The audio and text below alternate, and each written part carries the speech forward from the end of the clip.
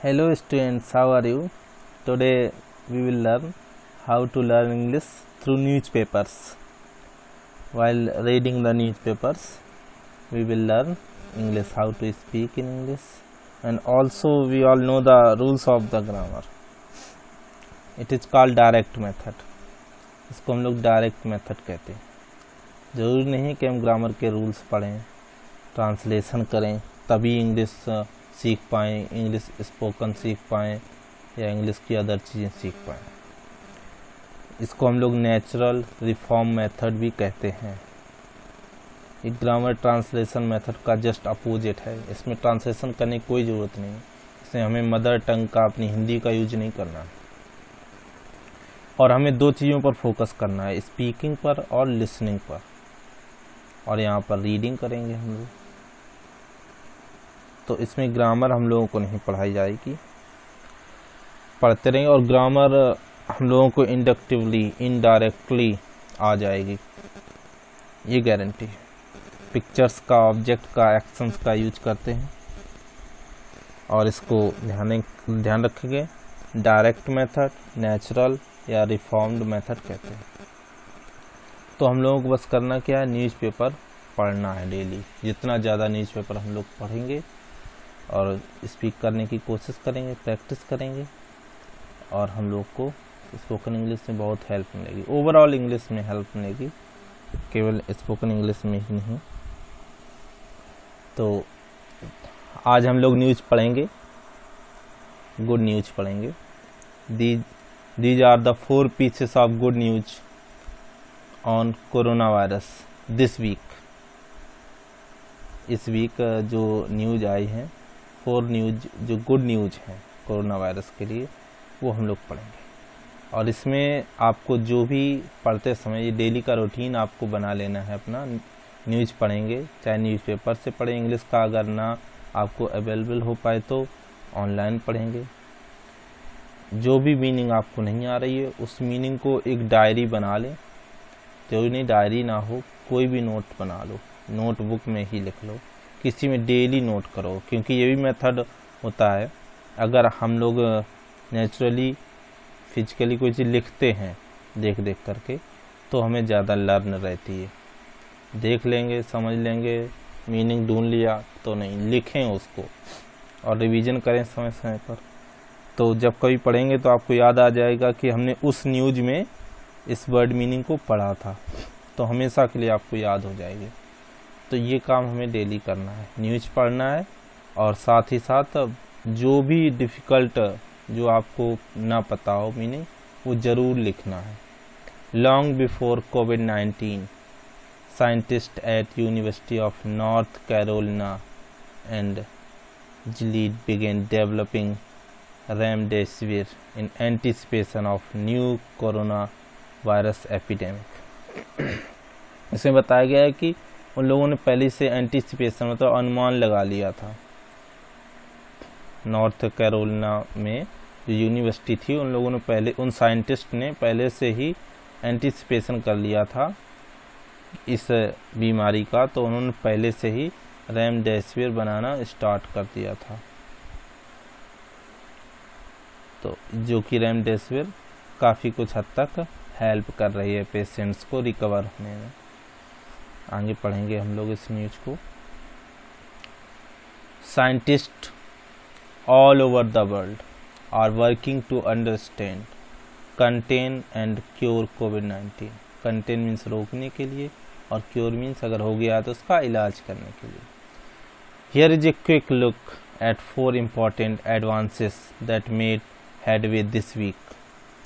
और इस वीक में जो 4 एडवांसेस हुए हैं, 4 गुड न्यूज आई हैं, उनको हम लोग पढ़ेंगे. A positive trial for antiviral drug.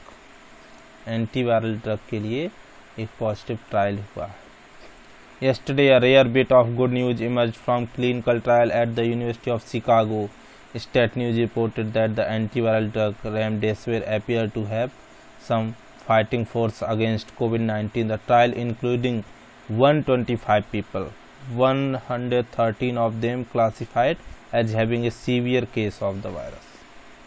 125 में 130 पेशेंट थे वो सीरियस थे, उन पर इसका ट्रायल किया गया।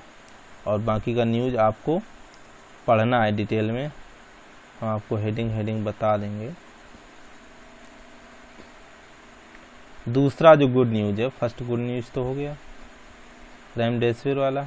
New clues to how the virus spread from China. China से वायरस कैसे फैला है और उसका स्प्रेड अगर हम समझ लेंगे तो उसका वैक्सीन बनाने में आसानी रहती है। इसलिए वैक्सीन के ह्यूमन ट्रायल्स चल रहे हैं बहुत सारी कंट्रीज में, बहुत सारे साइंटिस्ट ह्यूमन ट्रायल स्टेज पर हैं, और जैसे ही बनकर तैयार हो जाएगी उसके बाद corona pandemic will no more.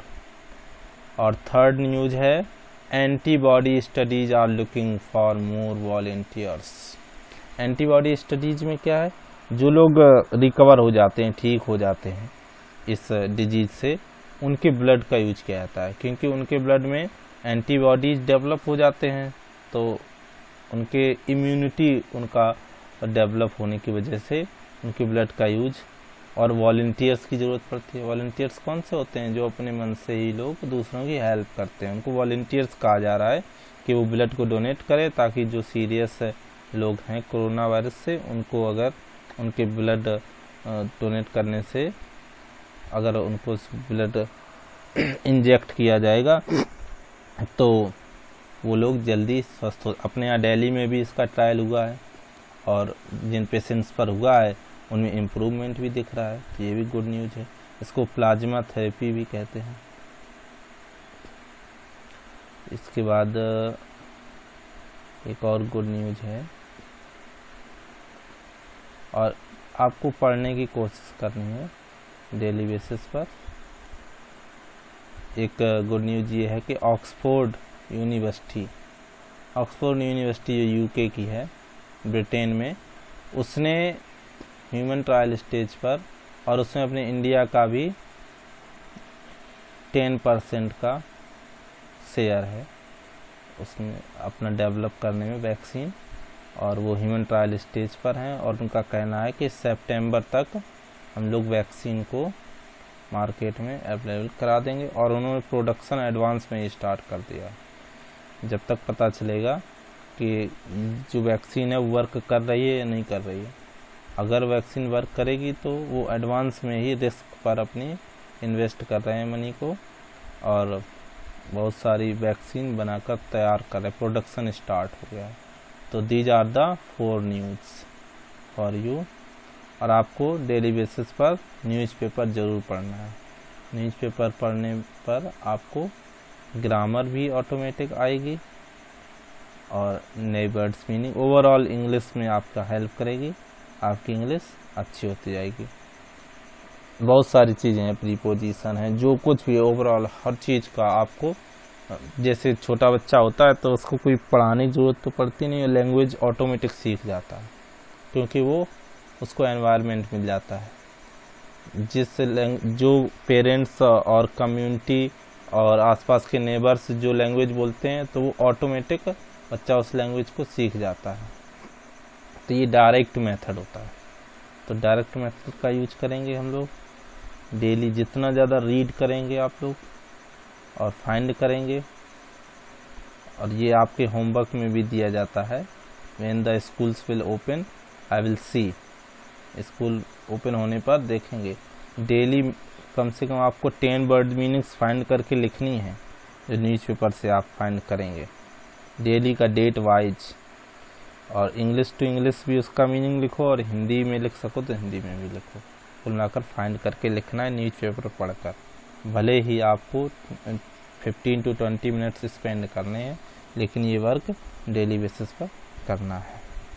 So students, I think you have understood all the concept and the idea that I have given to you. Thank you and have a nice day.